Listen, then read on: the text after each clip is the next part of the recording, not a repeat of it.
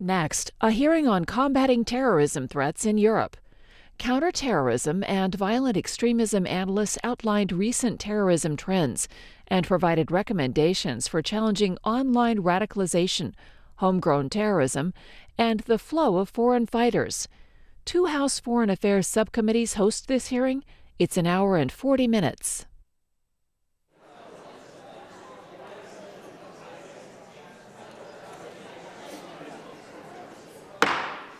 Subcommittees will come to order. Without objection, all members will have 5 days to submit statements, questions, and extraneous materials for the record, subject to the length limitation in the rules.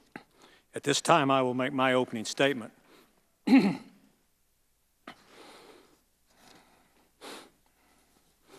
Over the past 3 months, 3 deadly terrorist attacks have struck the United Kingdom. An additional 5 other plots were thwarted. These were just the latest in a wave of deadly terrorist attacks that have swept Europe since 2014. In 3 years, there have been more than 36 attacks across Western Europe, killing nearly 400 people, including a number of Americans. The number of potential plots has skyrocketed, posing a serious challenge to European authorities. According to British authorities, they are investigating as many as 23,000 suspected and 500 potential plots. While security services have been lucky all of the time to protect our freedom, the terrorists just have to get lucky once to threaten our sense of safety. Terrorists are also no longer focusing on big, sophisticated attacks. Everyday items such as kitchen knives, delivery trucks are now used as tools of terror. The evil is directed to anyone, be it the French police patrolling the streets of Paris or children and their families exiting a concert in Manchester. They have struck bystanders in the heart of European capitals and targeted symbols of Europe's rich culture. They've also struck small towns, killed priests, imams, and rural communities. To many, this challenge seems impossible. How can we stop such relentless murder? The first step is not giving in to defeatism. We cannot accept this terror as the new norm. Some people, unfortunately, are accepting terror as a way of life. We also cannot write off this as a European problem. The terrorists want to destroy our shared values and our way of life. They want to kill Americans as much as Europeans, and we must stand together with Europe and fight this battle together. Frankly, our European partners have put up with dangerous extremism far too long. Groups openly advocating Islamic law, calling for the end of democracy, and supporting a brand of Islam shared by ISIS operate freely across the European continent. These groups are breeding grounds for extremism and ground zero for terrorist recruitment. We must not allow our Western values to be exploited by those who seek to destroy those values. And we must not allow the technology born of our free and enterprising societies to be exploited for murder by terrorist groups. Terrorists today use social media and apps to spread their hate, to fundraise, to recruit, and to advise untrained supporters how to carry out murder.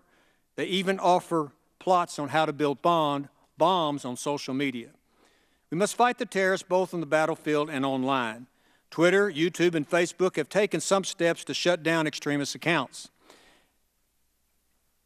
We applaud those efforts and stand ready to assist them to do more. Others need to do a lot more. Specifically, Telegram, which has been described as the app of choice for jihadists, is one of the services not doing near enough. If we seriously want to defeat terrorism, we will have to bring the fight to cyberspace. Last year, I introduced the Combat Terrorist Use of Social Media Act, which requires a strategy to get terrorists offline. The bill eventually became law as a part of the Department of State Authorities Act, and we still are waiting for the administration to provide this critical strategy because lives are at stake. Additionally, we must keep the vital intelligence sharing channels with our allies open. Since ISIS made its rapid advance across the Middle East in 2014, a concerning amount of Westerners have made their way to the terrorist battlefields. This is especially true in Europe. As many as 5,000 Europeans have traveled to Iraq and Syria. Now that ISIS is losing on the battlefield, many of these foreign fighters may want to bring the fight back home and kill people where they originate from. A recent report on jihadist attacks in the West says that 73% of attackers are citizens of the country they are attacking, and as many as 82% of attackers have been previously flagged by law enforcement authorities. Sharing intelligence will help us to spot these individuals returning from battlefields. Intelligence sharing can only be useful if we protect our borders from these individuals. One of the London Bridge terrorists earlier this month was allowed to enter the United Kingdom despite being put on a security watch list. If someone has been flagged for terrorism, they should not be able to enter another country until that case has been closed. What is the purpose of placing someone on a watch list if that person is able to travel freely? Vigilance is more critical today than ever before. The terrorists will exploit our values and loopholes to maximize death, fear, and terror. We must stand together in a fight this threat with our European allies, because a threat to one is really a threat to all. And I will now recognize the ranking member, Mr. Keating from Massachusetts, for his opening statement. Well, thank you, Chairman Poe and Chairman Rohrabacher, members and Ranking Member Meeks, and thank you, witnesses, for being here. Chairman Poe and I, as well as other members of our subcommittees, have introduced resolutions regarding terrorist attacks when they've been carried out against our European allies, including countries that stood with us in honoring their Article 5 commitments under our NATO alliance. We stand with them in solidarity of this recent and all too frequent loss of innocent lives in their countries. We're convening this hearing because understanding how to address this threat to our allies is not only an issue related to their security and our own, but also an arena where there's an incredible opportunity to learn from and collaborate with our European partners. Europe faces diverse and significant challenges in the fight against terrorism and extremism. At the country level, the landscape is unique to each country, with foreign fighter travel posing a significantly greater threat for some, whereas for others, the individuals carrying out these attacks were radicalized without ever leaving their country. At the regional level, our allies' commitments to open borders within the EU proved to be a challenging aspect of European integration within the context of the fight against terrorism. However, I've seen firsthand how member states and EU institutions have taken this threat seriously and how they've been working diligently to improve their collaboration around tracking individuals who may have been radicalized and in identifying the best ways to tackle this threat. They've also experimented with different models for rooting out and preventing extremism and for dealing with foreign fighters returning home from ISIL-held areas. Some models have relied heavily on civil society organizations and communities themselves and investing in productive collaboration between them and law enforcement. Some have focused on inclusive strategies to address extremism by working closely with the women in these communities and with religious leaders. Others have tried to address the profound threat of radicalization in prisons, where one strategy to imprison and therefore remove the threat posed by those who travel abroad to support ISIL and other terrorist organizations backfired and instead exacerbated that threat. They are also exploring different ways to remove extremist content online that's used to recruit vulnerable individuals to engage in terrorist activity and to take down terrorist financing and money laundering schemes that make it possible for ISIL and others to fund the operations that target innocent civilians in these brutal attacks. As we work here in Congress and with agencies in the executive branch to make sure we're nimble and effective in countering terrorist threats here and threats to our allies abroad, we can learn a lot from the efforts of our European friends. So today, I look forward to hearing from our witnesses about what we can learn from Europe and their experiences with terrorism and the efforts to combat it, as well as what we can do better here in the United States to work with our European partners to eradicate the threat of terrorism here at home and abroad. I want to thank the witnesses for being here, and I yield back. I thank the gentleman from Massachusetts. Chair will now recognize Chairman Dana Rohrabacher from California, the chairman of the Subcommittee on Europe, Eurasia, and Emerging Threats, for his opening remarks. Good afternoon, and thank you, Mr. I always want to call him Judge Poe. You should. It is. Your Honor, thank you very much for holding this hearing jointly with the Europe and Eurasia Subcommittee, which I am the chairman of. So thank you to the witnesses as well. Our partners and our allies in Europe have suffered terribly at the hands of violent Islamic terrorists. We can say that. For a long time, our federal government didn't seem to be able to say that. The latest outbursts of violence in the United Kingdom have been shocking to all of us. The resilience of the British people, however, is inspiring and reminds me of why America is fortunate to call the British people our friends. This hearing serves as one more example of our transatlantic solidarity and our commitment to confront and destroy evil forces in this world. These same forces seek to brutally murder innocent people in order to terrorize the people of the world into submission to their fanatic brand of Islam. While our strength and will remains consistent, the tactics and methods of extremist Islamicists continue to evolve.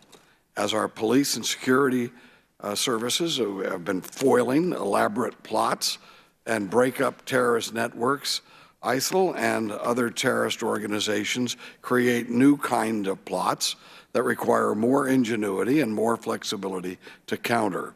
Such insidious methods are hard for any security service to thwart.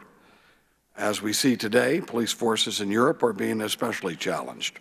Large migrant populations, some of which have remained famously unintegrated into their new country, present a perplexing challenge that pits humanitarian impulses to try to help poor refugees against the necessity of protecting one's own populations. To some extent, these domestic issues are the ones that European citizens and European governments will have to work out to their own satisfaction and find a balance between these humanitarian impulses and these ideas of protecting their society. However, we Americans must stand in solidarity against what evildoers do, against those evildoers who murder vulnerable populations to achieve their ends. I look forward to learning from the witnesses today on how the United States might be able to lend a hand to our European friends that are under attack and understand also the threat that faces us.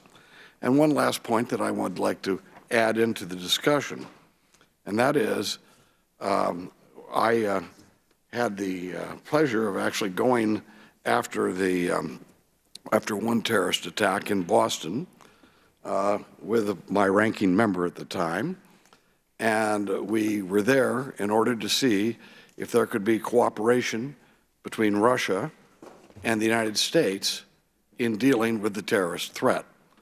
I would say that when we left, I was very satisfied that the Russian government was willing to work with us, and they actually gave us information at that time, which was very valuable in analyzing what had happened in this massacre of people at the Boston Marathon.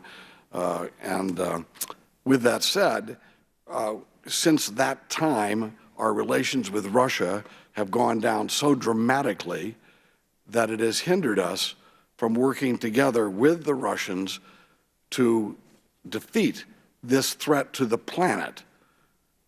This is a threat. We're talking about radical Islamic terrorism is a threat to every good person on the planet, whatever country they come from.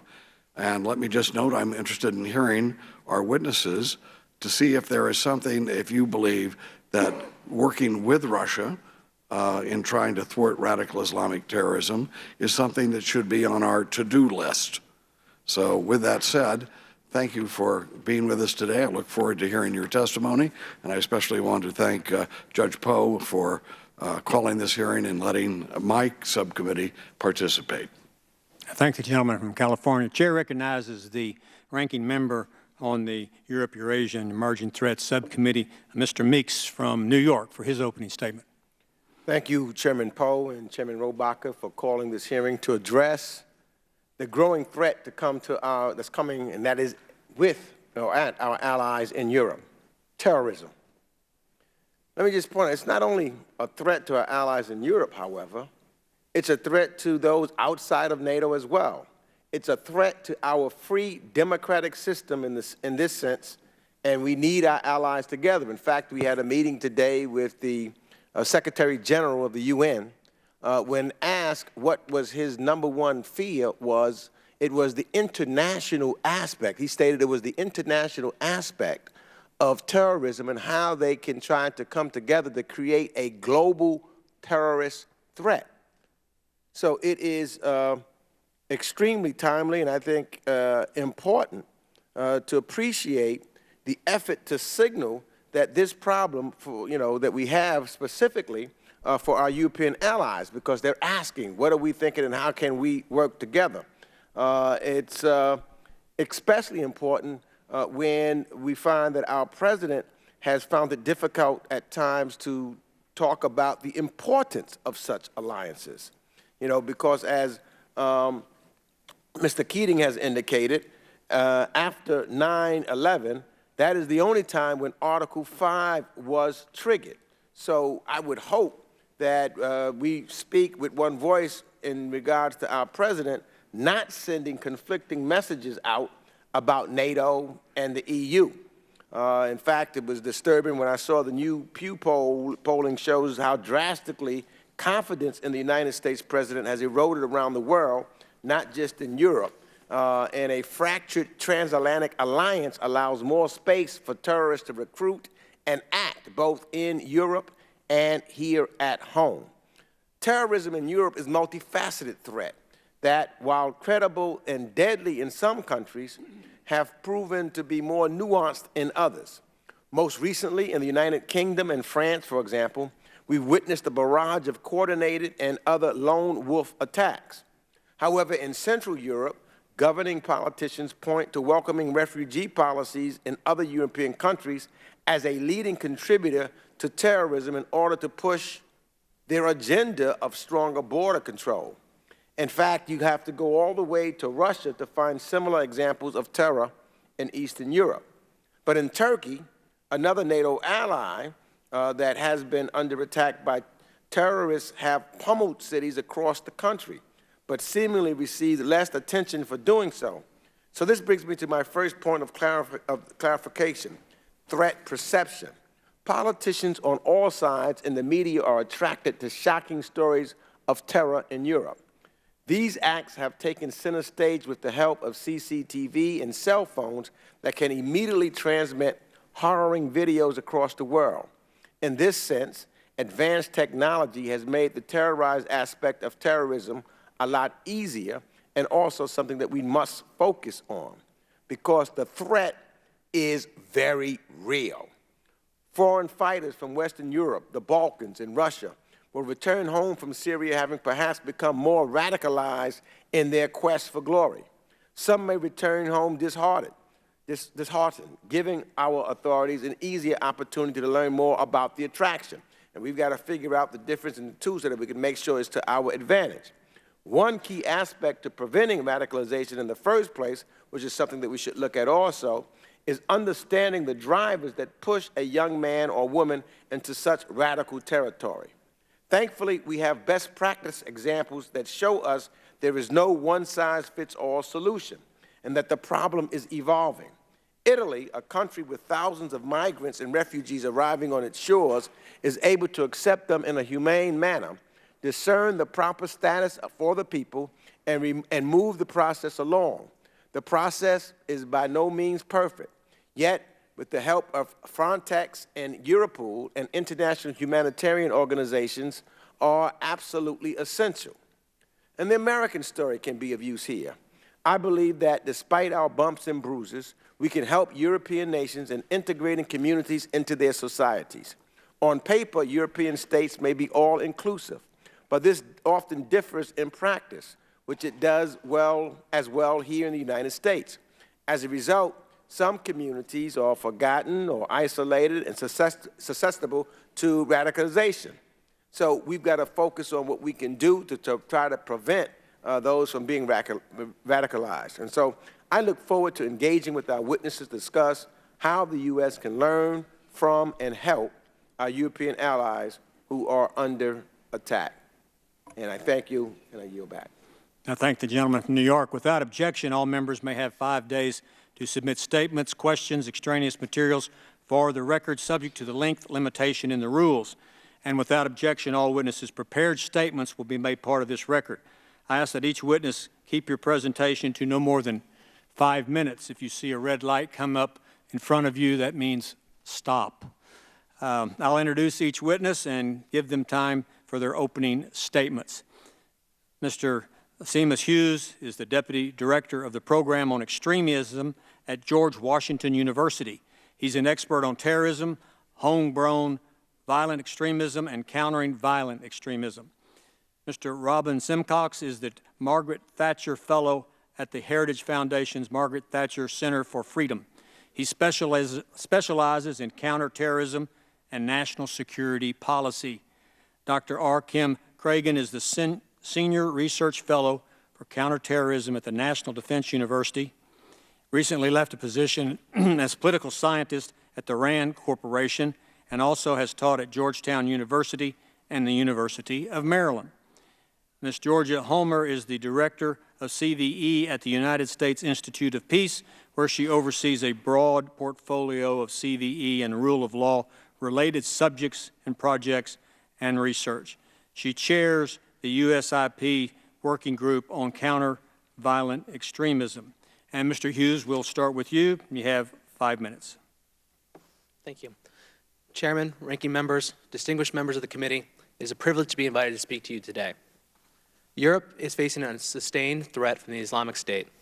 It is an estimated more than 5,000 Europeans have traveled to Syria to join ISIS.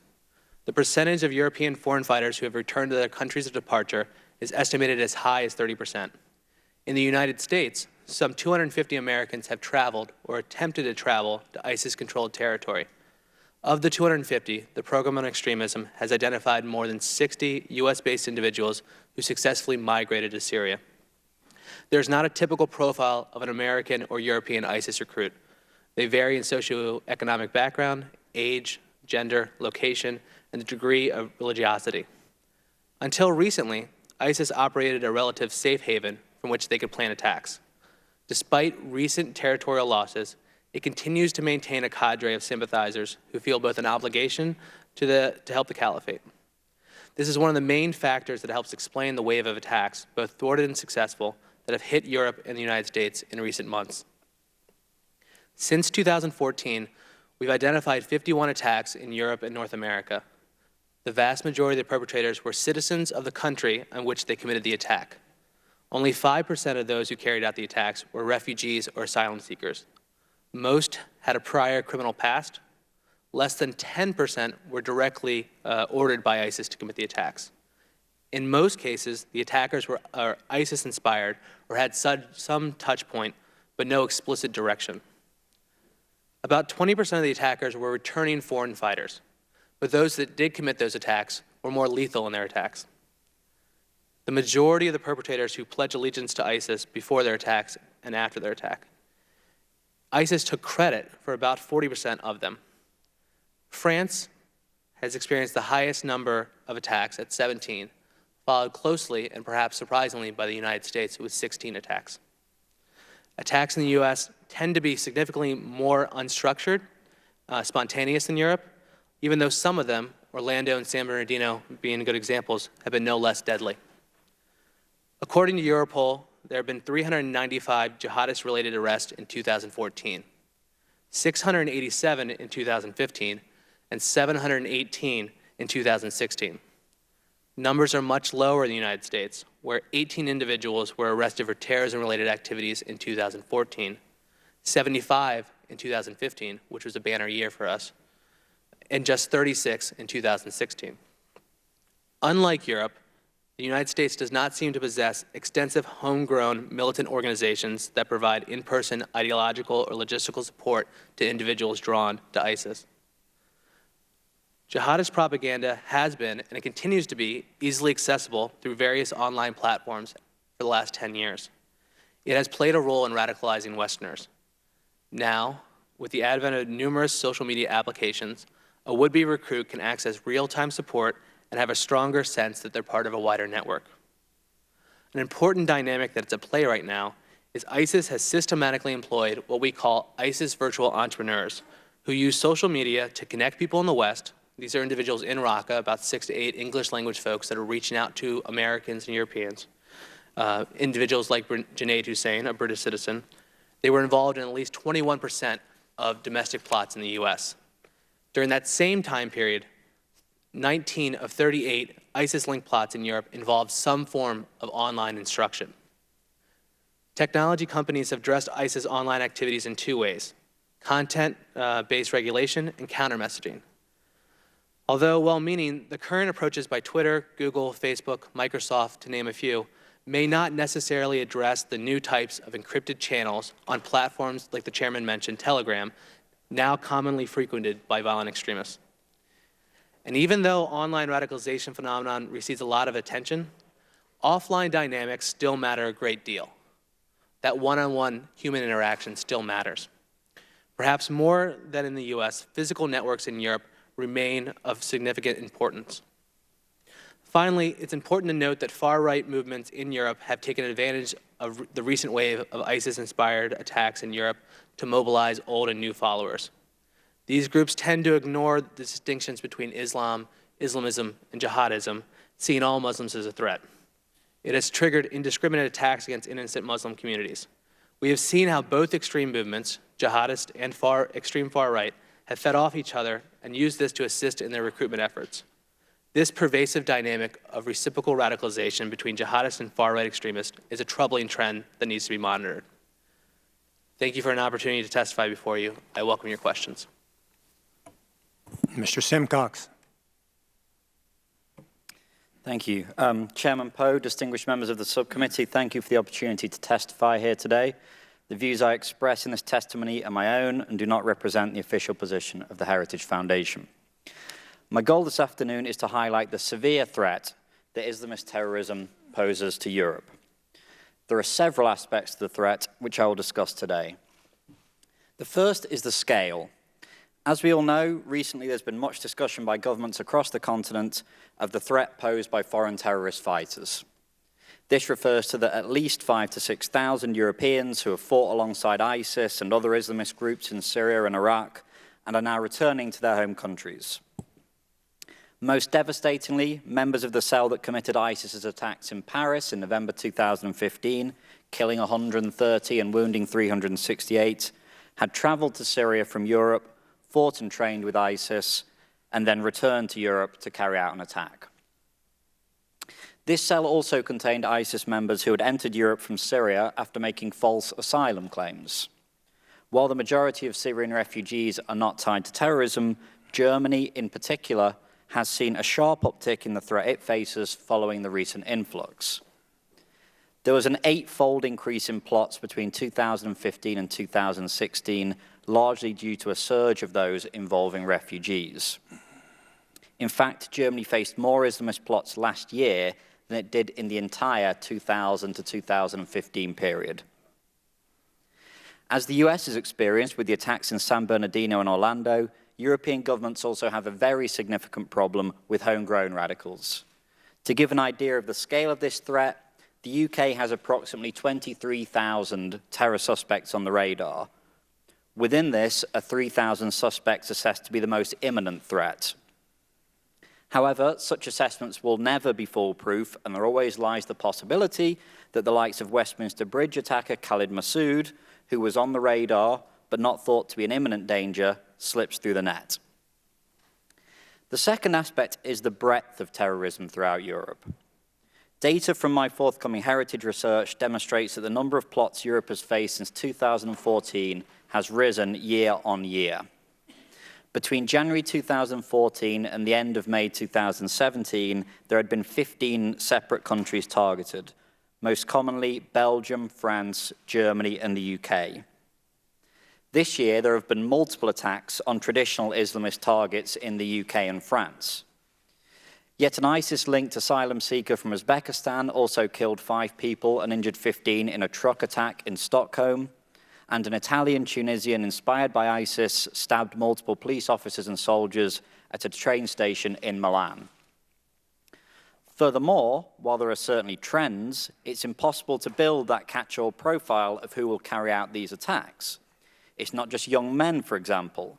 Khalid Massoud, the Westminster Bridge attacker, was 52. My research has even shown an uptick in plotting by teenagers and girls. For example, in February 2016, a radicalized 15-year-old German girl in contact with ISIS stabbed a police officer in Hanover. So you have those who have criminal records and those who do not, those who trained with terrorists and those who have not, those who are well-educated or affluent, as well as those who are poorly educated or from a lower socioeconomic background. All were drawn into the terrorist orbit and planned attacks in Europe. The third aspect is the range of weapons now used by terrorists. Since November 2015, Belgium, France, Germany, and the UK have all seen operatives acquiring the expertise and materials to assemble suicide bombs without having their plans thwarted. There has not been a lack of willing volunteers to carry out these suicide missions, including Salman Abedi, who committed the attack in Manchester. There has also been a multitude of plots involving firearms, knives, or some other form of edged weapon, such as a machete or an axe, and, of course, the use of vehicles. There have been no publicly disclosed instances in which these vehicular attacks have been thwarted by authorities. We've seen the consequences of this in Nice, Berlin, Stockholm, London, and elsewhere. Because of such factors, over 1,400 people were injured and over 300 people killed in Islamist attacks in Europe in the past 3.5 years. Included in this number are 9 Americans. Chairman Poe, distinguished members of the subcommittee, the grave danger that terrorism poses to Europe is only likely to increase. The US must work with Europe to defeat this threat. Thank you for inviting me to discuss this with you, and I look forward to any questions. I thank the gentleman. Excuse me, Dr. Cragen. I'd like to thank the chairs and the ranking members for inviting me to testify on the subject of the threat posed to Europe and the West by the Islamic State in Iraq and Syria, or ISIS. Over the past 20 years, I've explored the topics of what motivates individuals to become terrorists, how terrorist groups adapt, and counterterrorism. Much of this research has focused on what is often referred to as foreign fighters, or individuals who leave their homes and travel abroad to fight. My written testimony provides the details of this research, and I plan to summarize it briefly today. As you know, ISIS stepped into the global spotlight in June 2014 after its spokesman, al-Adnani, announced a newly formed Islamic caliphate. Soon thereafter, ISIS began to consolidate control over territory within Syria and Iraq, but it also established provinces outside the Levant. Today, ISIS has 25 provinces in 11 countries. The apparent focus by ISIS on control over territory caused many to conclude at the time that ISIS was less interested in attacking the West than al-Qaeda. This is proven to be false. The first successful attack by a foreign fighter returnee took place in May 2014 at the Jewish Museum in Brussels. The perpetrator was part of a cell overseen by al-Adnani until his death in August 2017. This suggests that ISIS leaders intended to attack the West months before they even declared a caliphate. The overall pattern of attacks by ISIS reinforces this conclusion. Between June 2014 and May 2017, ISIS operatives conducted approximately 225 attacks outside Syria and Iraq. 42% were external operations, or attacks outside of those provinces. To put this in perspective, ISIS has been more aggressive in its external operations than al-Qaeda. Only 10% of al-Qaeda's attacks between 2008 and 2010 took place outside of countries with affiliates. 10% for al-Qaeda, 42% for ISIS. And to truly understand this threat, we need to examine both successful and failed attacks. And the numbers become even more grim. 58% of all ISIS external operations, including both attacks and plots, have taken place in the West. Let's take the November 2015 attacks in Paris as an example. There were 9 core operatives, 7 foreign fighter returnees, 2 Iraqis.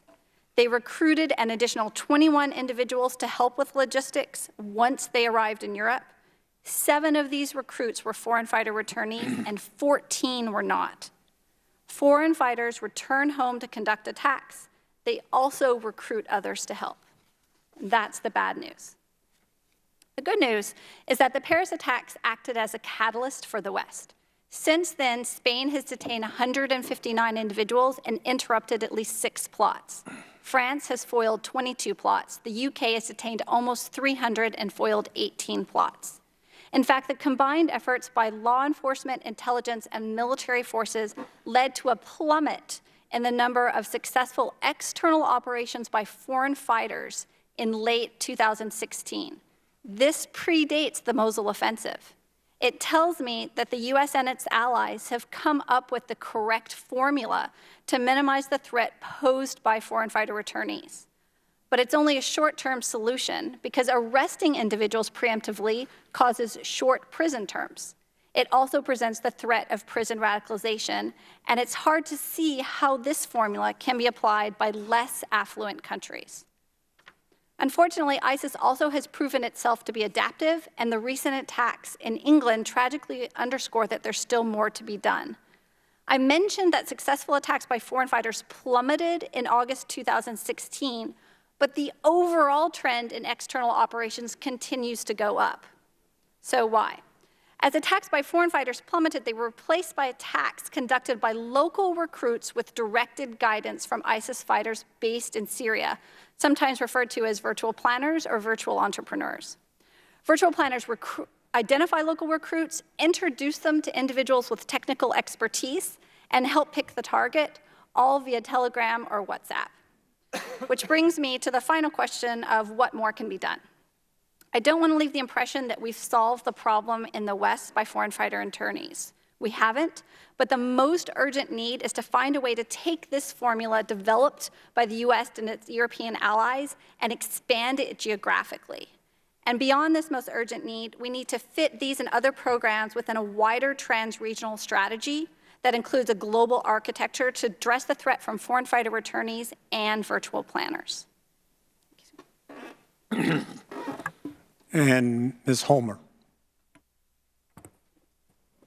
Good afternoon, Mr. Chairman and ranking members. Thank you for the opportunity to testify today. Please note that my comments reflect my own views and not necessarily that of the U.S. Institute of Peace.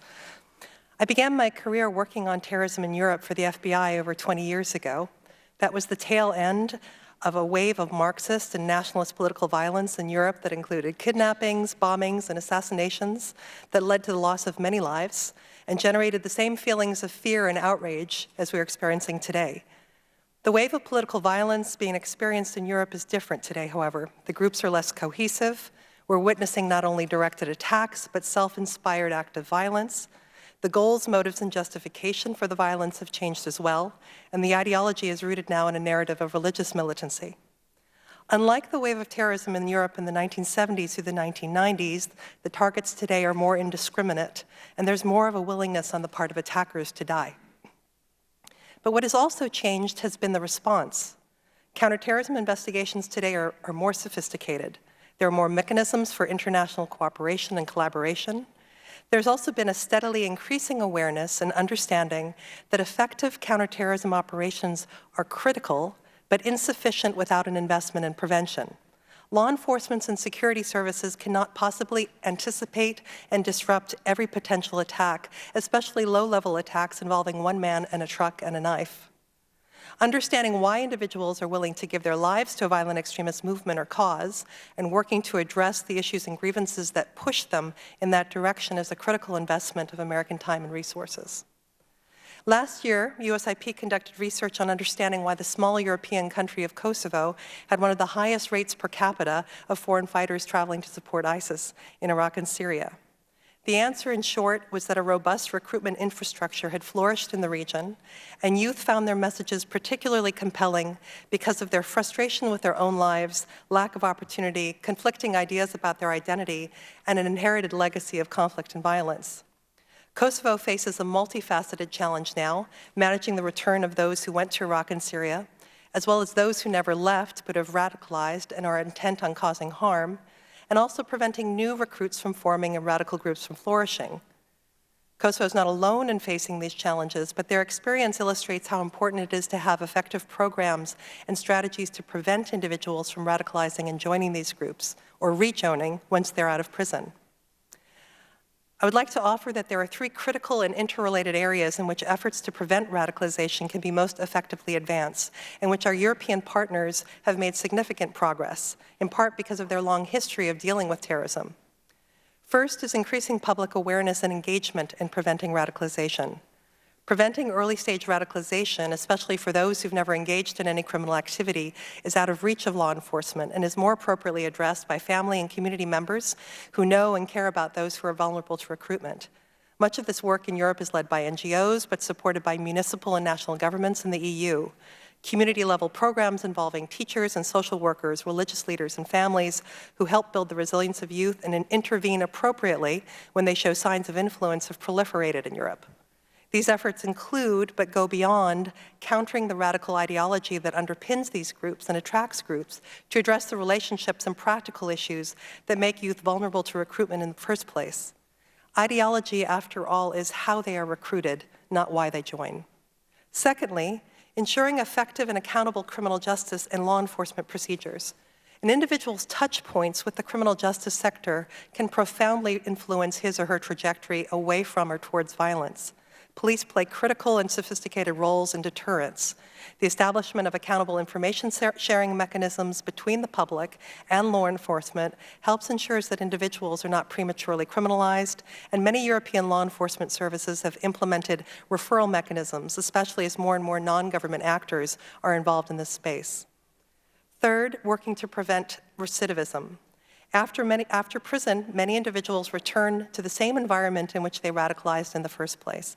And even if they do not engage in violent activity directly, they may continue to espouse ideas that encourage violence or help with recruitment.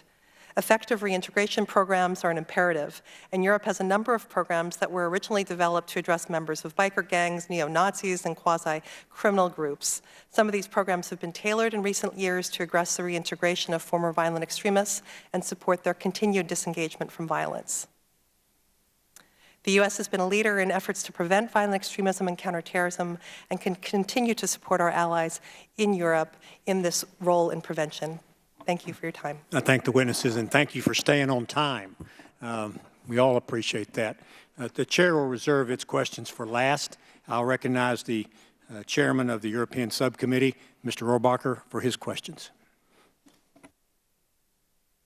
Well, first and foremost, I want to thank the witnesses that you've given us a really good foundation to look at this. And, you know, it's perplexing. People's lives are at stake, and your statistics and your analysis of it. Frankly, we needed your help, and thank you for being here, and thank you, Your Honor, for holding this hearing. I'd like to ask you have some information for us on this, I'm sure. How much spying is being done by our government of our own people? I mean, every time it's come for a vote, I voted against permitting the government to have more spying on American citizens, all right? And that's what we're faced with this decision. You know, we're going to allow these more and more people to tap our telephones or whatever they do, go into our internet systems and things. Do you think that we should that's a wrong vote on my part? Am I wrong for not agreeing to allow the law enforcement and internet and our protectors to actually have a greater leverage in spying on American citizens who might be related to someone who migrated here 10 years ago or something? Who wants to answer that question?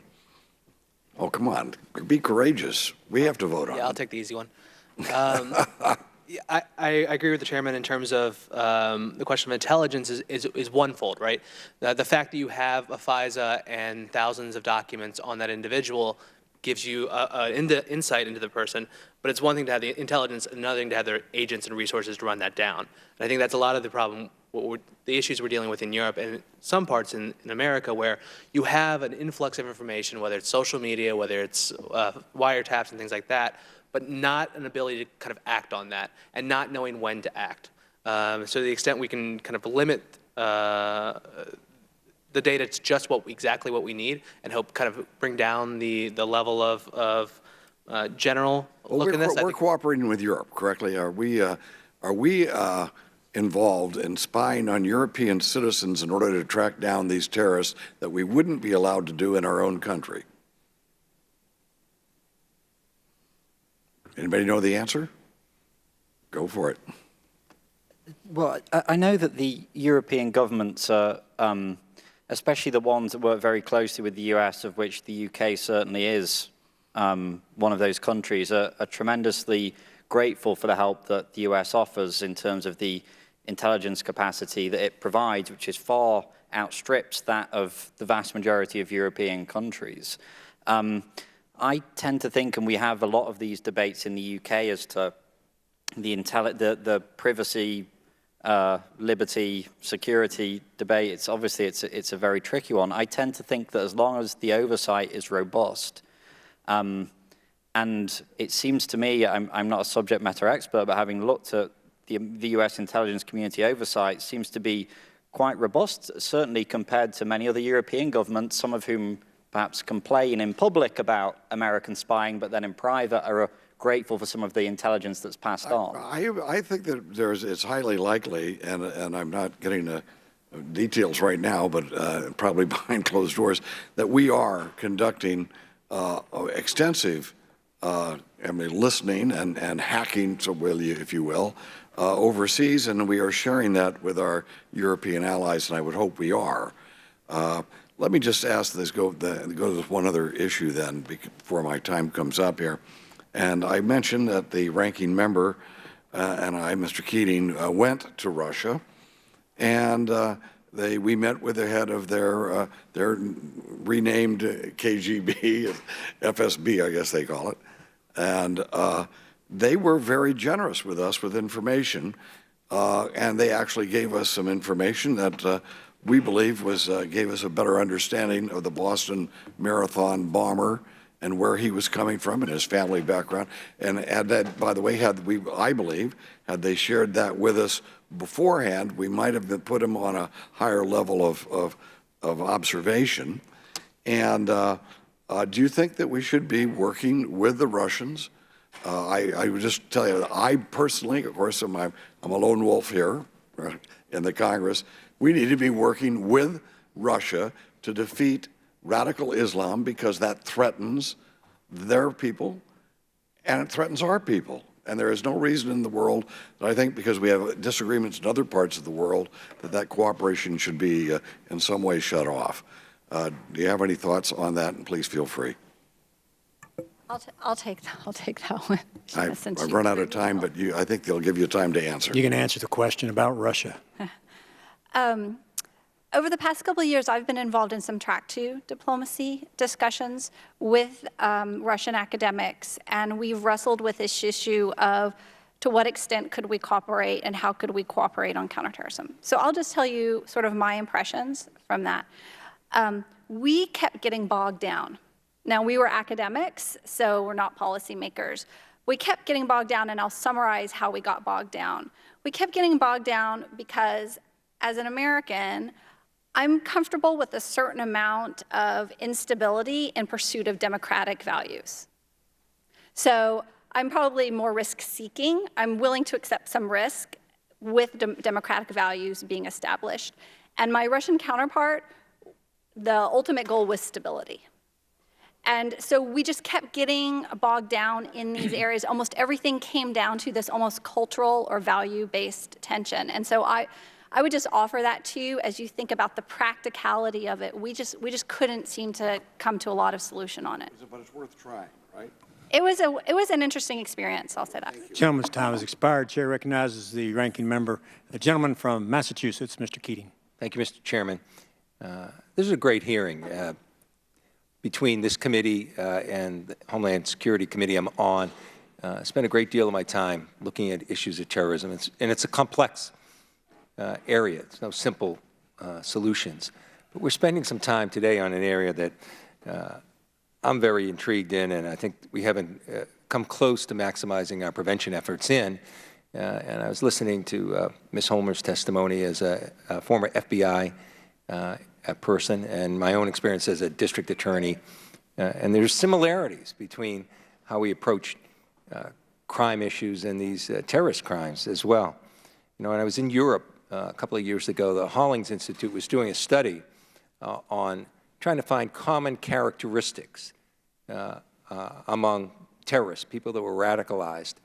And, you know, they were dealing with things like whether there was a male role model, strong male presence in the family, and some of these characteristics. In fact, much less scientific. I remember a testimony of the former FBI Director Comey in front of our committee describing these people as poor souls. But there's something to that. Ms. Homer, could you tell us from your experience, I could tell from your testimony, some of the common characteristics that are there that make people more prone to being radicalized? So I think the first answer to that question is that it is unique per individual. There are some common trends that make people more vulnerable. Certainly we find in the European context it has to do with issues of assimilation. It has to do with issues of opportunity. It has to do with exposure to violence, exposure to criminality. And all of those issues make people more vulnerable to recruitment. I think that the challenge, of course, though, when you're dealing with such a large pool of potential recruits, is that it's outside the reach of law enforcement to possibly identify them, especially when you're dealing with such low-level attacks that right, are so how can we self-inspired. empower? I think the committee as a whole here, very strong in their support of empowering women and mothers to be able to recognize this radicalization as it occurs. Are you familiar with any of those? I'm very familiar with it. There's one NGO based in Vienna called Women Without Borders that's done some very groundbreaking work in this space. And their approach is to work with mothers to help them understand early warning signs of radicalization in their families so that they might intervene. They might know when the role is appropriate for the parents and when it is indeed appropriate to pull in law enforcement into a conversation. I think that law enforcement, you can look at, I had programs like Alternatives to Prosecution for Young People. I had mental health diversions and certain juvenile probation areas. And really, there is that opportunity at an early stage for law enforcement to deal with a lot of these issues that correspond. In any case, here's a question that I am perplexed with, too, when you look at Europe and the U.S. in particular. It's the amount of radicalization that occurs in prisons in Europe versus the radicalization that occurs here. Now, it occurs in both places, but it's not even close in scope, given my knowledge in this area. Why is it so much of more of a problem in Europe? Why is this so commonplace in Europe as opposed to the U.S.? What are the factors there? And what are they doing to correct that? Anyone? Well, part of the problem is that in Europe, the release rates are a lot quicker than the U.S., right? So people get, the example I always give is that somebody like, that carried out the Brussels 2016 attack had previously been convicted for a bank robbery where he shot a Kalashnikov at a police officer.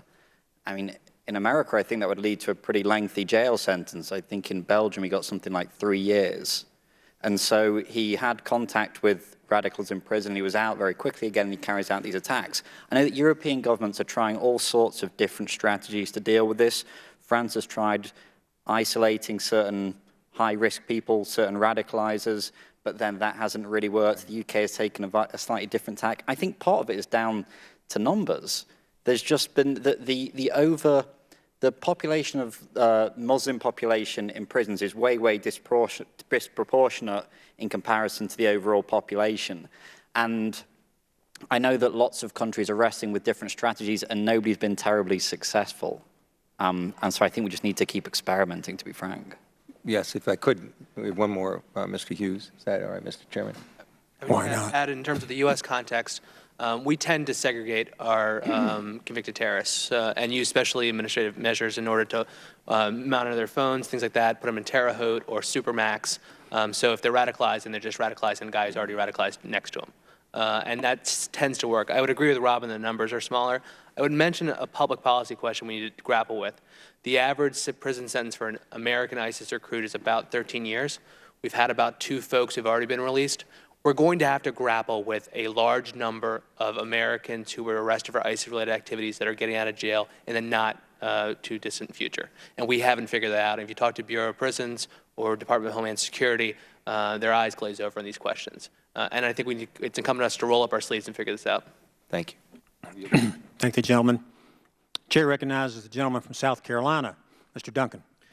Thank you. I thank the gentleman from Texas for holding this hearing, and the gentleman from California. I think it's important. It's a broad topic. I don't think we're going to get to all the areas of discussion in this one hearing. I hope we'll do it again. My concern has been ISIL operatives infiltrating the Muslim migration into Europe that we saw last year, last 18 months. A lot of those were military-age men coming into Europe.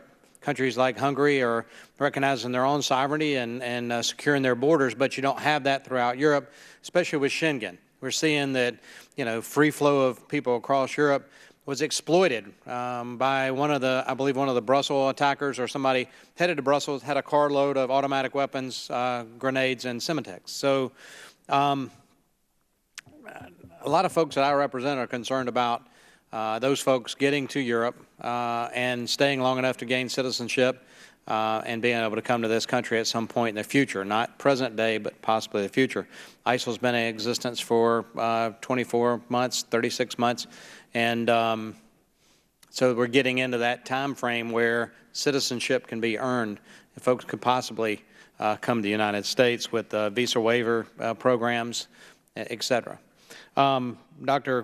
Cragen, you've done a lot of work regarding the threat of returning foreign fighters. Europeans that have gone to Syria and Iraq, Libya, and returned back. Now, we just saw that recently in England. So how can Congress better understand this and fight back against that threat? So I guess I'll start with the refugee issue. In my data set of external operations, so outside of the provinces, about 3% of the attacks had a refugee involved in them. I'm not saying it's a non-existent threat, but it's very, very low relative to inspired individuals who are already residents and citizens, those directed by virtual planners and foreign fighter returnees. So when you're looking at a risk assessment and you're putting all those in place, my tendency as a counterterrorism professional is to look at the foreign fighter returnees and now the virtual planners. So just to put that in context. Now looking at the foreign fighter returnees, I do think that intelligence cooperation in coordination with law enforcement and military activities has improved significantly. I would say since 2016, late 2015, early 2016, and so we're on the right track. My biggest concern in that area are the foreign fighter returnees that are going to be going to North Africa. And Tunisia, we said all of Europe was 5,000, Tunisia has 6,500. And Tunisia is awfully close to Europe. And so that is my concern. They simply do not have the capacity nor the intelligence assets that we have.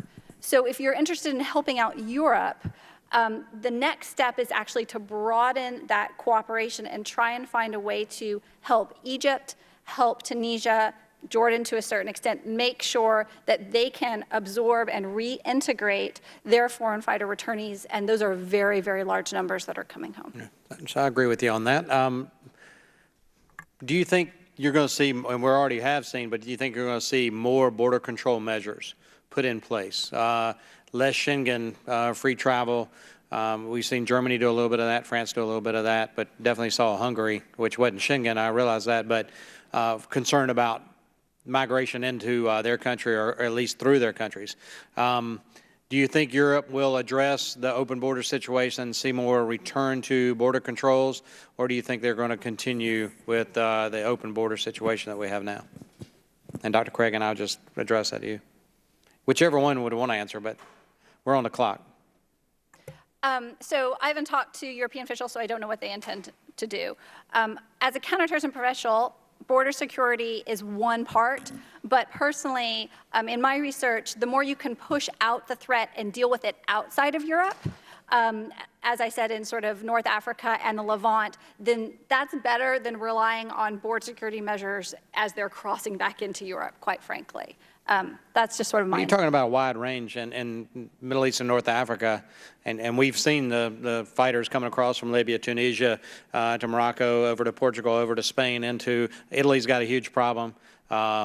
People getting on rafts out of Libya to Malta, and to Malta, they're European Union. So there's a lot of issues. That's a big, broad area.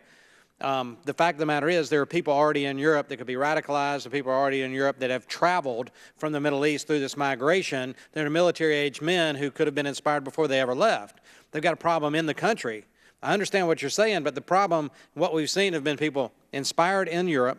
Maybe they came from North Africa at some point, but they've been there long enough. So the issue today are the people that are in the country, their ability to travel around, and they are getting inspired through online measures. Mr. Chairman. Chair recognizes the gentleman from New York. Mr. Meeks. Thank you, Mr. Chairman, and I want to agree this has been a very interesting hearing and something that we've got to really dig into. Let me just try to go a little bit further, I guess, on what Mr. Duncan was talking about. Because I hear a lot of folks are now talking about the way to prevent terrorist attacks is by banning immigrants and refugees and individuals from coming back into, going into various different countries. So I guess my first question is, do you think by banning immigrants, and I think you said, Ms. Cragen, it was only 3% of individuals who were not coming from from the war areas, those who are returning from battle, who were there. But the actual refugees and immigrants who we can, do you think that by banning all refugees and immigrants, will that cut down on terrorism in these various areas in Europe, or any place in the world for that matter, because terrorism is all over the place now? Me.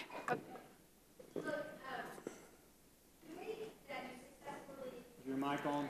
The way that you successfully put together a counterterrorism strategy is you have layers and lots of different security measures throughout. So my data suggests that of external operations, that is attacks conducted by ISIS outside of its provinces, its 25 provinces, 3% included somebody who would come through the refugee system. So that's not zero, it's something, but then you start talking about where do you put your resources, because nobody can devote just everything to this problem. Do you devote it to border security measures? Do you devote it to intelligence operations? Do you devote it to military operations? That's sort of what we're talking about. As a counterterrorism professional, I prefer to see more devoted out towards intelligence, law enforcement investigations, and military operations than border security. That doesn't necessarily mean you don't do border security. Now I'm just talking about relative resources and what you devote to what type of operation.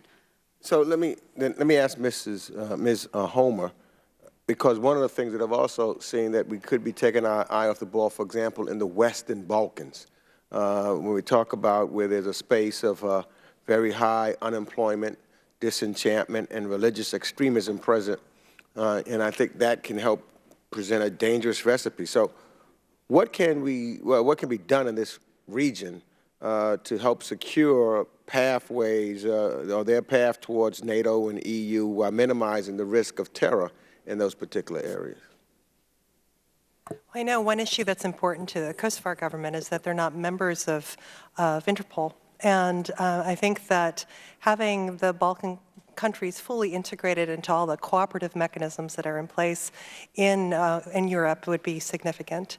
And also acknowledging that the threat is not just from returnees, but from people who are already in the country who haven't left, who may be inspired to engage in acts of violence.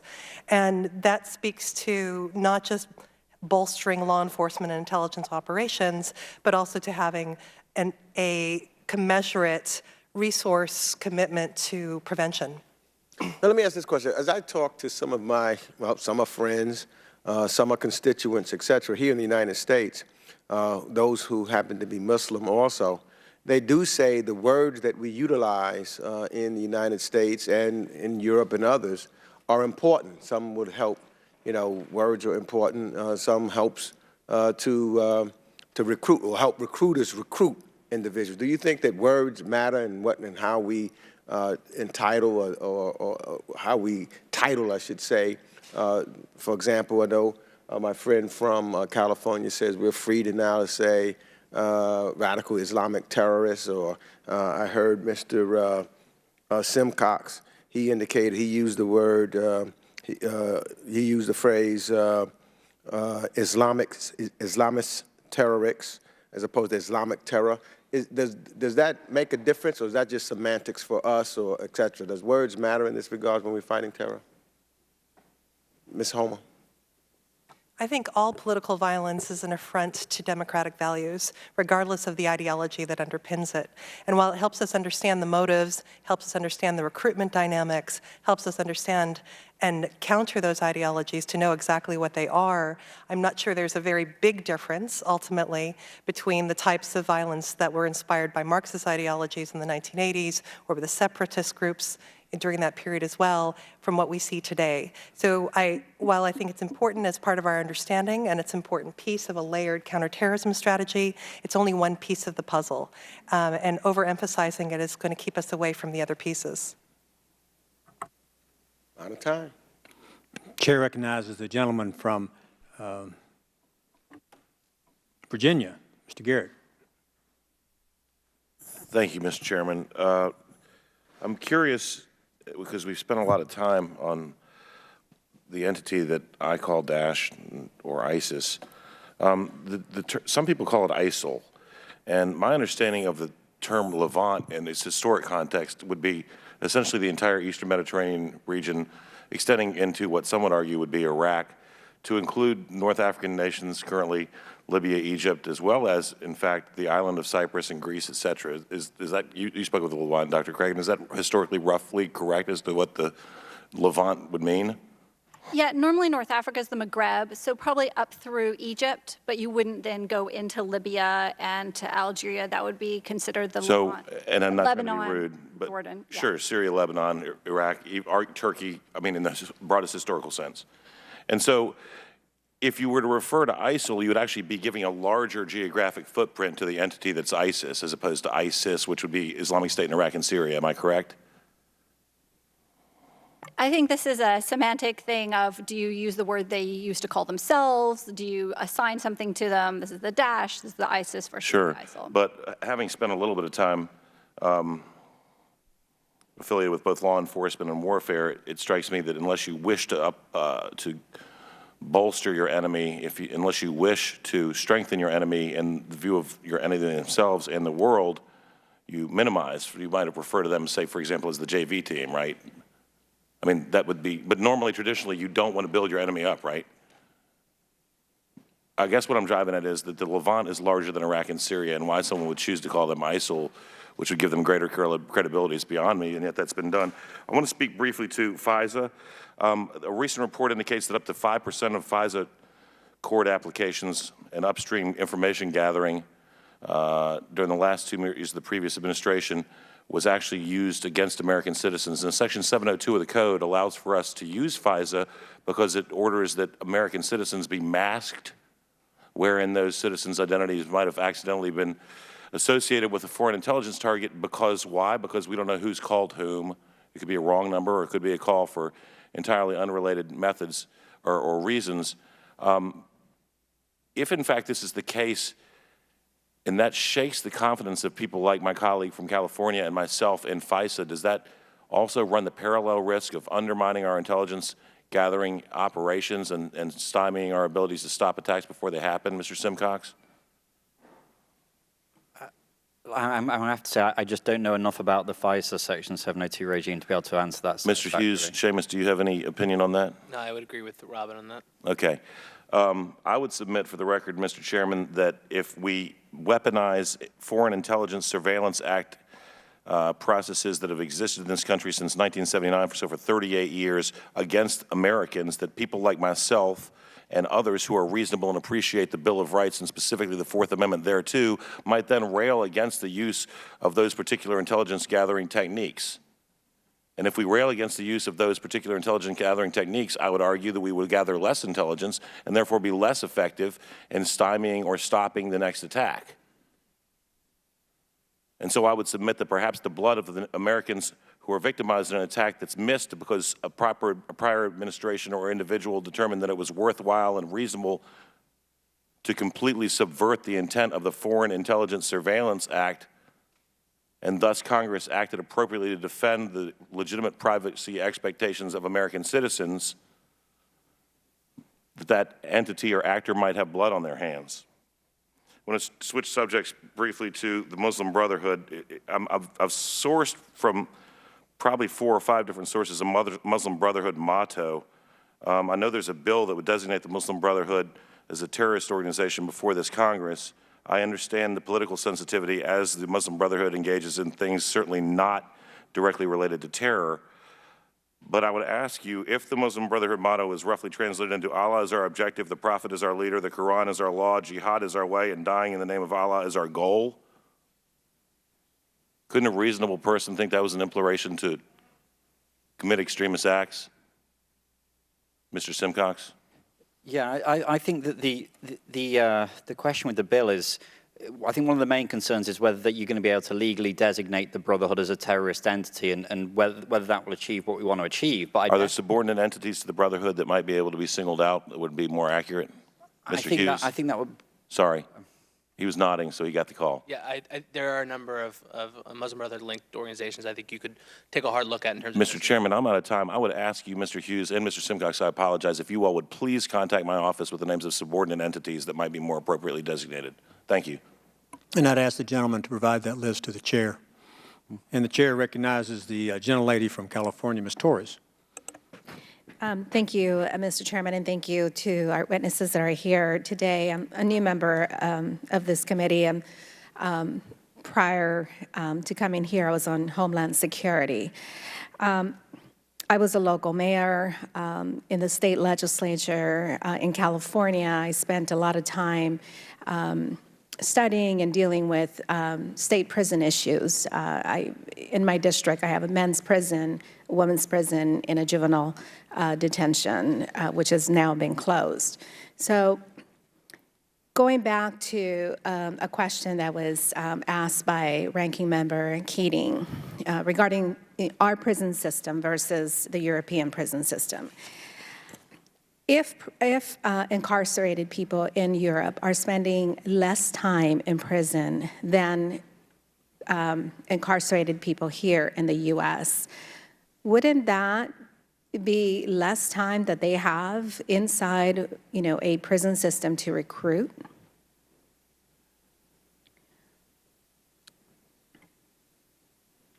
Well, I think part of the problem is people who don't go into prison as radicals but come out of it that way. And so this is especially relevant when you think of ISIS's connections to the criminal nexus and their ability to recruit from criminal fraternities, because you have very influential people within French prisons, let's take an example, who have a very long track record now of being able to connect with people that have gone in for somewhat petty crimes that are going to be leading to release in 6 months to 2 years. So in U.S. prisons or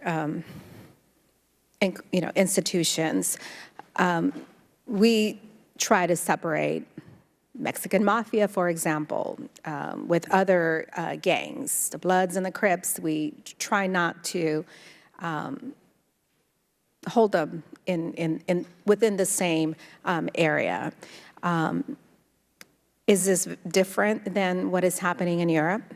Well, Europe, they've experimented with different approaches, but I think that there's definitely been a problem when you've had key radicalizers in among the general prison population and increasing radicalization. The problem is that you get some groups who are concerned if you start putting, for example, terrorist-only wings, then there are complaints that you're creating a British Guantanamo Bay or something like that. I don't find those to be persuasive arguments, but they're the sort of things you hear on the other side. So let's talk a little bit about community policing. Having come from also that environment, spent a lot of time representing, a city that has high crime in numerous gangs and very at-risk youth. There is a lot to be said about at-risk youth and the lack of services and the lack of education and opportunities. Here in the U.S., I think at least the Muslim community within my district is very much integrated. They're very much a part of the quilt that is the makeup of our very diverse and culturally diverse community, and they're seen as a positive influence in our community, not as a negative influence. They tend to want to work and be a part of the solution with law enforcement and with FBI officials. So in the case of San Bernardino, that really comes out.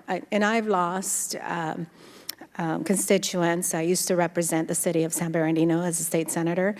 And it really troubles me that there weren't real signals out there from a young mother with a young baby and a young father.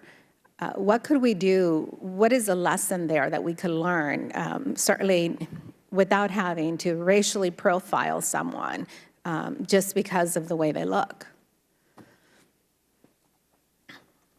Maybe I'll jump in, and then George has done some really good work on the Resolve Network to look at these kind of community-oriented policing things. But I would say in the U.S. context, community engagement is one step. So I used to do... Is your mic on? Yes. I used to... Talk louder then. Sorry, sir.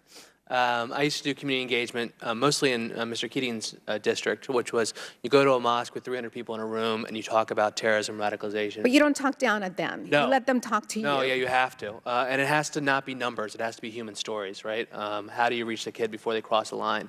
When you look at the U.S. cases, you have what we call a bystander effect in the majority of them, where individuals see something that's concerning but don't know what to do with it and don't have the tools to do with it. And we haven't provided, as the U.S. government or communities really, alternatives to prosecution, intervention programs, so that if you have a case like Enrique Marquez, who's on the law enforcement radar for a number of years, but don't have enough to arrest him, we can't veer him off to somewhere else. Our European partners have developed these kind of one-on-one interventions, nascent in some places, but at least they're putting resources behind it. Thank you, Mr. Chairman. My time's up. Chair recognizes the gentlelady from Illinois, Ms. Kelly. Thank you, Mr. Chairman, and thanks to you and the rankings for holding this hearing today on terrorism in Europe. Given the recent terrorist attacks in Europe, especially the 3 attacks that have taken place in the United Kingdom since March, understanding and combating terrorism is increasingly important to both the United States and our allies across the Atlantic. Over 70% of the perpetrators of terrorism in Europe are citizens of the countries they attacked. This is an indication that radicalization is taking place within countries in Europe and can also happen within the United States. Richard A. Stengel, the former Undersecretary of State for Public Diplomacy, testified before Congress that other countries can better deal with terrorist information operations than the United States. So for all of you, is the current Global Engagement Center being run by the Department of State the best messenger to counter extremism? And also, how should we be coordinating our information operations to counter extremist propaganda to help protect the homeland and help our allies? And whoever feels they can answer. Yeah, jumping on the Global Engagement Center, the GEC. We've seen a number of different iterations there. I tend to be a believer that the U.S. government shouldn't cede the space, meaning that I'm okay with the stamp of the U.S. government on communications as long as you also have the black, the gray, and the white still going on at the same time. And I think we're seeing an evolution at the GEC of away from this broad-based, here's a 30-second video on YouTube that won't get your target audience, to more of how do we move folks that we've identified in the online space to offline intervention boards or groups, NGOs in Europe and other places where we can start to try to bring these people back in the fold. I would hope the Global Engagement Center moves away from large-scale programming towards more targeted programming. I think you're able to then measure effectiveness. You can go back to them and say, it's working in Congress, I need more money, or you can say, it's not working, let's shift gears. On the Global Engagement Center, I think you need to have I think it's important to have an approach that's flexible, that changes, if necessary, region by region. It's not going to be a cookie-cutter strategy that you can just implement across any area you're concerned by. I tend to agree with Seamus. I don't think the U.S. government should cede this space. I know that it's, people would say somehow it's an imperfect messenger, but I think while that may be true, what is perfect about this area we're working in? So I hope the U.S. remains engaged. Okay. I would just add that the success of any counter-messaging program is that the message itself is local, locally originated and locally given. So the success of any sort of effort like that is rooted in having partnerships in the countries that are the recipients of those messages. Mm-hmm. And do you feel, in light of changes that have gone on in the United States, that the countries feel confident in us like our European allies? I think that depends country to country. I still think that there is, whenever I speak to European governments on this, I don't think you should overestimate in the US the distrust that's coming from Europe. People in Europe still want to work with the US on these issues. There is a great level of, trust that still exists, and alliances that have been built up over decades that are not dependent on one president or one party. And so all the conversations I've had with European governments throughout various levels have been people saying, like, how do we increase contacts? How do we carry on working these relationships? Because they know that the US is important on so many levels, be it diplomatic, intelligence, military, all the things that go into forging an effective counterterrorism policy. It's good to hear. Mr. Chair, I yield back. I thank the gentlelady, and I'll recognize the gentleman from California, Mr. Sherman. We in the United States per capita faced far less Islamic extremism from plots hatched on our own soil, which of course excludes 9/11. What is it about what we're doing that is better or worse in terms of assimilating our Muslim American communities and convincing them not to engage in the behavior that we see from Brussels to Paris to London? Mr. Simcox. Well, there are a host of things. I would offer one quite simple and I hope it doesn't seem trite example.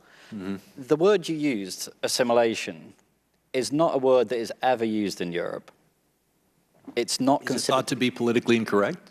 Yeah, I think people just don't see. People talk about integration, perhaps, but then there's also a lot of debate about, well, should we really expect people to integrate? I mean, this is how you allow parallel societies essentially to develop in the way that, unfortunately, we have in Europe. So I think there's an incredible reluctance still to even talk about, like I say, the word assimilation just isn't used. And I think that's an area where Europe certainly needs to change. There are a whole host of other issues relating to the type of immigration that has taken place, whether, for example, the US took in people from more affluent backgrounds, perhaps, as opposed to the waves of migration that came into the UK or Germany, perhaps. I think there's a whole host of things around that you could debate and go back and forth on. But I do think the assimilation via integration one is a kind of interesting component to this.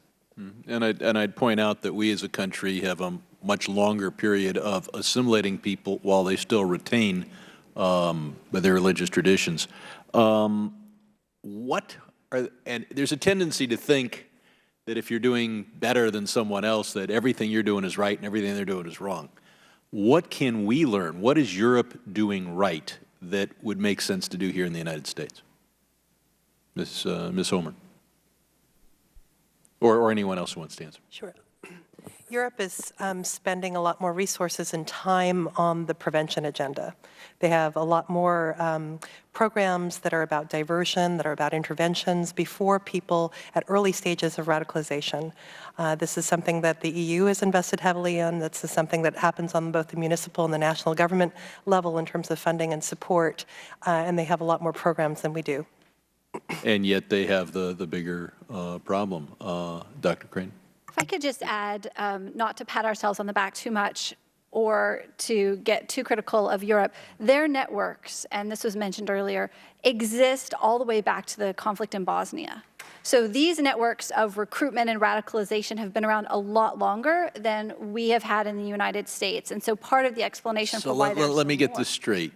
NATO, a predominantly Christian or Christian heritage organization, went to war with a Christian country, Serbia, to defend the people of Bosnia, then of Kosovo, the two of the three Muslim majority states in Europe today.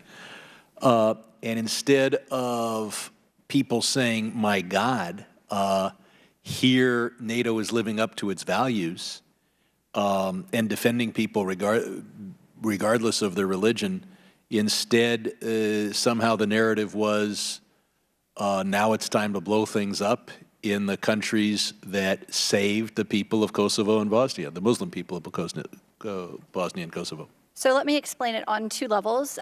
You're talking about motivations, and I think there is still part of that that exists that NATO and the United States intervened too late. So there is that. But I'm actually talking about an infrastructure. Wait a minute. The Muslim majority countries intervened not at all and saved almost no one, but those who saved people didn't do a good enough job. Continue. Right. No, I agree. But what I want to actually point out is the logistics network that exists and the financing network that exists that then funneled fighters and money into that conflict, then reversed, and that network is what they're trying to root out now. The countries of Kosovo and Bosnia and the Muslim majority area of Bosnia-Herzegovina exist because of NATO. Have their leaders and imams been helpful in pushing back against Islamic extremism, given the fact that we saved them? So I'll just say, I know you've done work on this, I'll just say one thing that I think is really interesting about the Dayton Accords, which is that they actually required all of the foreign fighters who went, and there were 3,000 who went to fight in Bosnia, to leave. And this is something that the countries have been working hard to make sure that they reinforce more recently than they did earlier. But I think that it's a good precedent, and they are trying with limited resources. Gentleman's time has expired. The chair recognizes itself for its questions. Thank you for being here. There's been some discussion about American intelligence sources spying on Americans. I have a great concern about that under the FISA courts issuing secret warrants on secret individuals. I do believe we can have security and safety, and we can have civil liberties in the United States. The abuse by the intelligence services, specifically 702 of the Foreign Intelligence Surveillance Act, must end, or Congress must take immediate actions to stop FISA in its entirety. They are abusing the law as it already is, in my opinion, and that is our obligation because we are unique among nations. We have actually the Fourth Amendment to protect people and Americans in the United States. Something that hasn't been talked about very much is the use of social media. We have foreign terrorists using American companies to recruit, to raise money, to spread propaganda, and to teach other terrorists how to make bombs. The Europeans are talking about trying to rein in social media. We have a legislation that requires our government to tell us what the plan is on social media. To be very clear, the Supreme Court has said that terrorists do not have a constitutional right to use social media. It is not a free speech platform that they are entitled to use. That is not an issue. I'm a big First Amendment guy. But what are we doing to rein in our social media companies to stop recruitment, raising money, propaganda, and the building of bombs. Anybody want to talk about that? The Europeans are talking about fining these businesses, social media companies. What are we doing? Sure, if I may, Jay, jump in. So if given the option, social media companies would want to be libertarian in their views, right? Take down no content. Because of pushback they've gotten from Capitol Hill, from the public, and saying, why are you letting your platforms be used by terrorists? But they don't have a constitutional right to do that. It's no free speech issue. And they could enforce the terms of services more rigorously. And in fact, we've seen that happen at least recently on Twitter. If you'd asked me 2 years ago what the platform of choice would be, I would tell you Twitter. My concern now is that it's largely the ISIS recruits are largely concentrated on Telegram, which German company. German, yeah. And so it allows for end-to-end encryption. And so what you're seeing is less of the fence-sitters.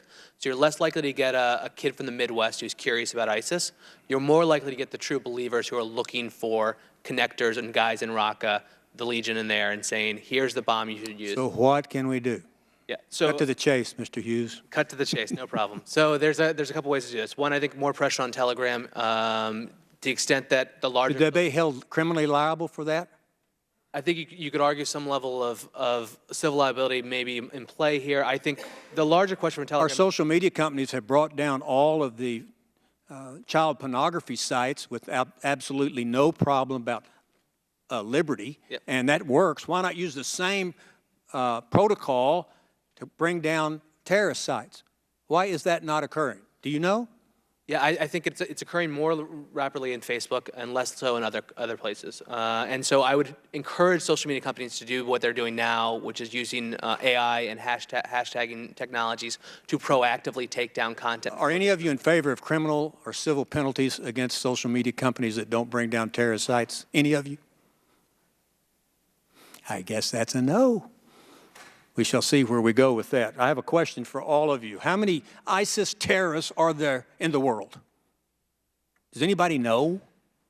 An estimate? Y'all are the experts. You got to give me a number here. Does anybody know how many? Nobody wants to say? Well, I think we ought to at least know how many of the enemy there are if we're going to be able to defeat them. What is the definition of a terrorist? Give me a working definition of a terrorist as opposed to some outlaw, criminal, whatever. What's a terrorist? That's Homer, the FBI.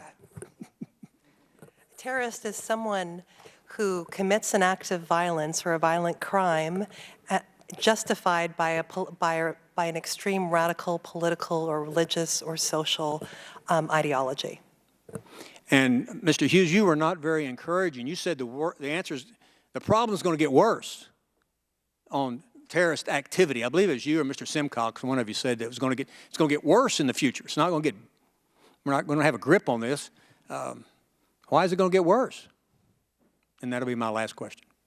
I think it's going to get worse because in terms of the relation of the subject matter today, I think the problems in Europe are stark, severe, and only getting worse. I don't see integration improving. I don't see security improving. And that obviously has an impact on the U.S. I think there are a number of trends in Europe which look terrifying, and that has an impact here.